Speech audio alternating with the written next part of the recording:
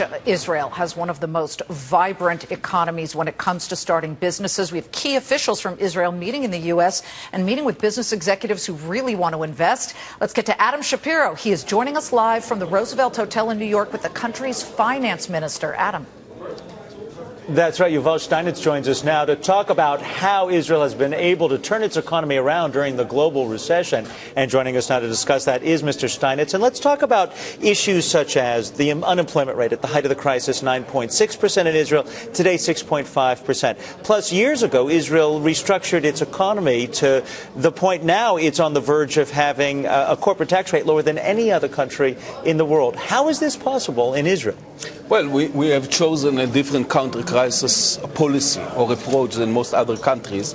The main idea was to build our recovery not on artificially increase consumptions, government consumptions or private consumptions, but on putting a very strong emphasis on attracting new investments into the Israeli economy.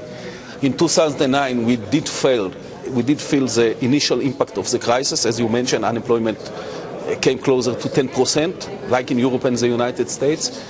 But in 2010, 2011, 2012, the economy is growing again. I think the strongest economic growth in the Western world, also this year. Unemployment is down. We produce more jobs per capita than any other Western country. And this is due to the fact that the level of investment in the real economy grew by 40% in the last 3 years. What is it, do you think, that attracts foreign investors to Israel? When I've listened to some of the speakers from Israel today, they talk about being a country that is on par with all of the other Western democracies and economies, and yet you're surrounded by neighbors who are hostile. You're in a very rough neighborhood. Yeah. Why is it that investors don't seem to be afraid of the neighbors and their threats against Israel? I opened my speech today exactly with this question, and I said that people can find many reasons why not to invest in Israel. Little country, little market, difficult geopolitics conditions sitting in the middle of the Middle East. And still you can find most of the big companies in the United States and many others. Microsoft, Cisco, Intel, Apple's opening research and development in Israel. What is it that attracts them despite the potential hostilities of your neighbors? Probably there are very good reasons to invest in Israel. And before maybe mentioning them, let's mention one thing. Those who already invested in Israel and open R&D, very large and significant R&D centers in Israel or production facilities years ago, are very satisfied, and usually they are putting more and more money and enlarge their investments.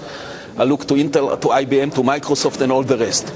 Now, I think the main reason is very simple. The human capital. This is a big secret of the country economy, a very spatial human capital. The number of PhDs exceeds almost every other country. Israel is number one in the world in the number of PhDs per capita. Number one in the world in the number of startups per capita. Number two to the United States in complete number of startups. Yes. More startups in Israel than in Germany, in China, in Japan.